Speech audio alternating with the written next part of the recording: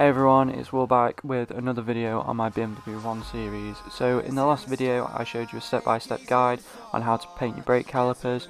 However, in this video I'm going to be showing you how to install Apple CarPlay.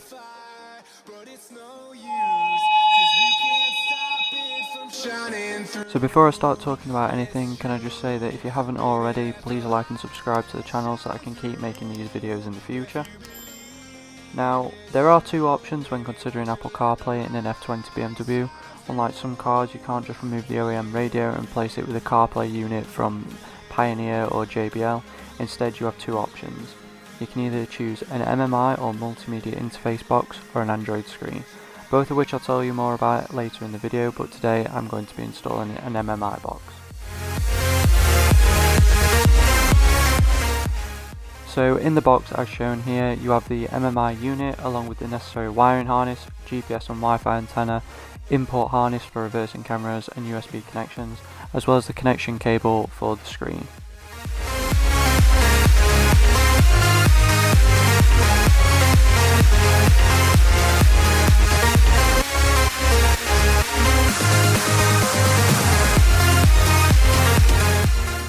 So before starting the disassembly of anything, make sure to remove the negative lead off of the battery terminal to stop electricity flowing through the car. This is located underneath the boot floor, and this is done by loosening the 10mm bolt, and all of this is just a safety precaution as we don't want to be electrocuted when working around the electronics, and we don't want to be short-circuiting any of the new electronics. So in order to get access to the radio and its connections, you first need to pull out the centre AC vent. This can be done with pry tools, but I found it easier to just get your fingers at the top and just pull it away from the dashboard. Once you've removed it, you need to unplug the hazard and door lock switch, as well as what I believe to be the air temp sensor, so that you can take the vent away from the dashboard fully and get clean access to the cables and screws behind it.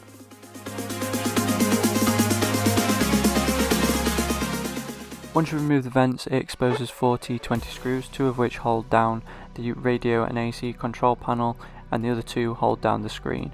Before removing the screws, you need to remove the panel that houses the LED light just above the cup holders. This is just held on with clips so it pops right off. After removing the first 2 screws, you can just take off the panel. Be careful when removing the panel, as there is a small wire that runs directly to it. So just unclip this and you can remove the panel fully.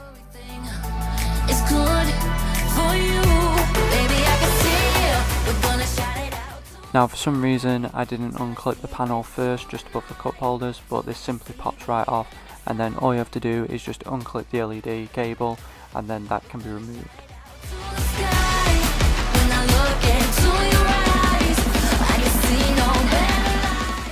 So now that the radio din is exposed, you can remove the 2 T20s holding it down and pull it away from the dashboard.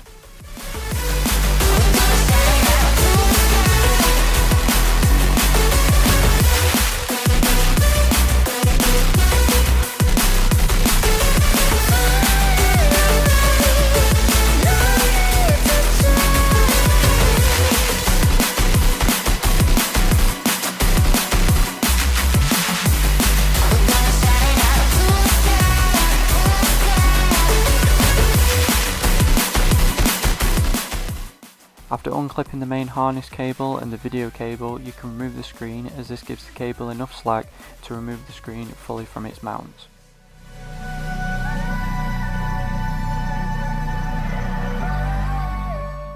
So later on in the video I am going to be making a disclaimer about this company, because the company that I actually bought the MMI box from was nothing but trouble for myself, and I just don't endorse them in any way, because I ended up waiting a month and a half for something that should have been delivered within 5 days as guaranteed by the company, and then when I've ended up talking to customer service, it's just been non-stop problems. So I don't endorse them in any way. Even though they have made a good product, it's really poor customer service. Now, whilst I'm removing the screen, I'm going to give you a quick rundown on the reasons of why I chose an MMI box as opposed to the traditional or more sought after Android screen. Now, whilst both offer similar benefits, the main selling point for the MMI box was the price point. It was a lot cheaper than the Android screen at the time, so it was a lot more beneficial to me. And yes, whilst it might have been easier to install the Android screen, I didn't want to have to do any coding, which I might have had to do with the other system, as it was a bigger screen.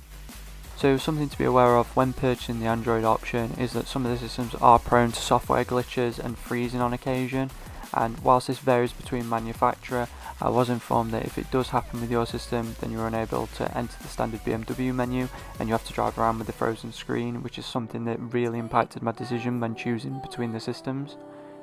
Whilst the MMI boxes are less prone to this issue and it is less scarce, it just best be noted that it can happen to both systems just as equally, so buyer beware.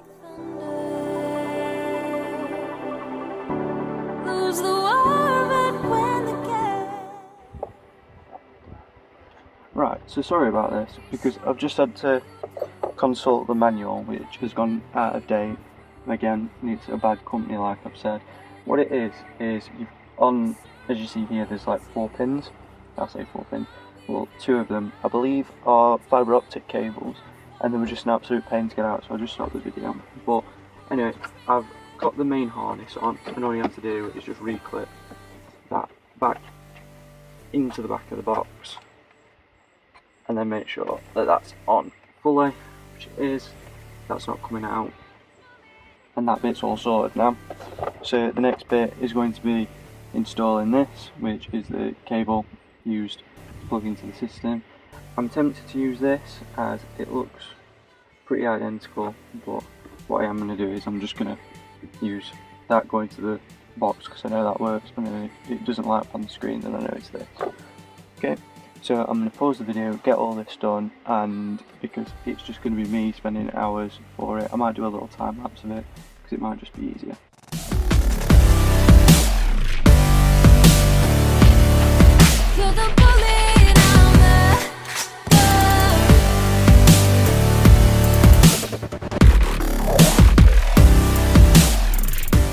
Right, so after a lot of messing about the wiring, I've got it all tucked behind here. I don't know if you can see it. See if we can get you to see it. Yeah, turn on the brightness a bit. It's all back there, all snug and everything. So I put this here for the minute because I had a couple of problems with the toggle switches. Some of it wasn't working. I got onto the company, they've all sorted it out. Now I have got this center console out because for these boxes, you like for the audio and everything, you do end up using your aux port down here. So using auxiliary cable for the focus. Won't focus so well. So you use an auxiliary cable. So instead of running it out now down by the carpet and everything, I've had an idea, which is to basically got this, which is like a wire. It's just a wire. You use it for cable routing and everything like that. And all I have to do is I have to get this wire fed underneath here. It'll come down here, and then I can zip tie it to maybe this here, just to keep it secure. And then what I am going to do is I'm going to pop it where the armrest is. I'm going to pop it through here down into the aux cable.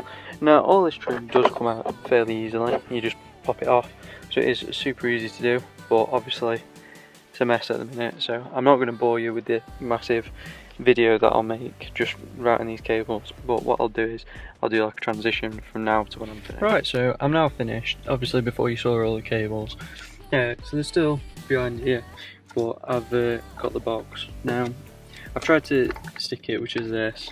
Tried to take a sticky pad and stick it down, but it's not happening, so it's just going to be, I don't know, like a dampener or a bit in case it wobbles. It shouldn't do.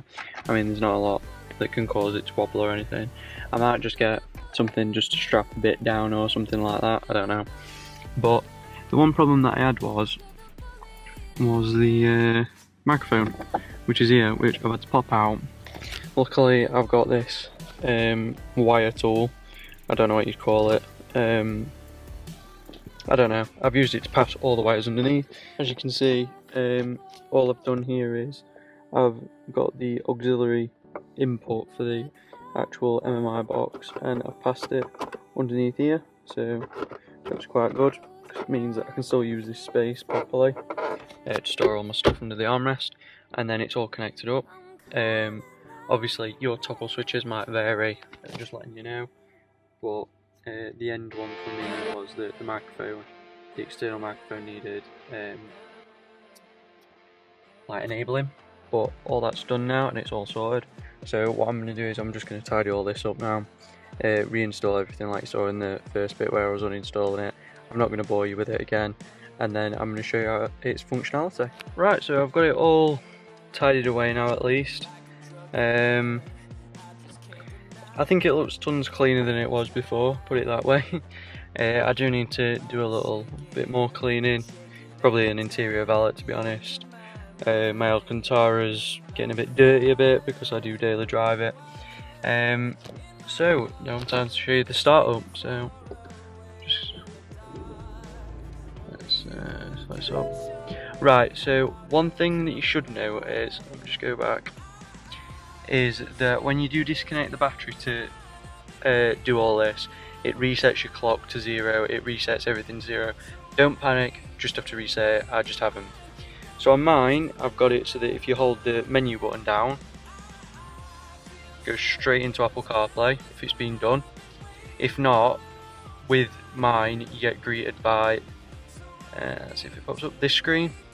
And the best thing about this is there's wired Android Auto. You can even AirPlay your screen to it, or I don't know what this one is, Auto Link, just have a look, something for Android. And then you've obviously got USB.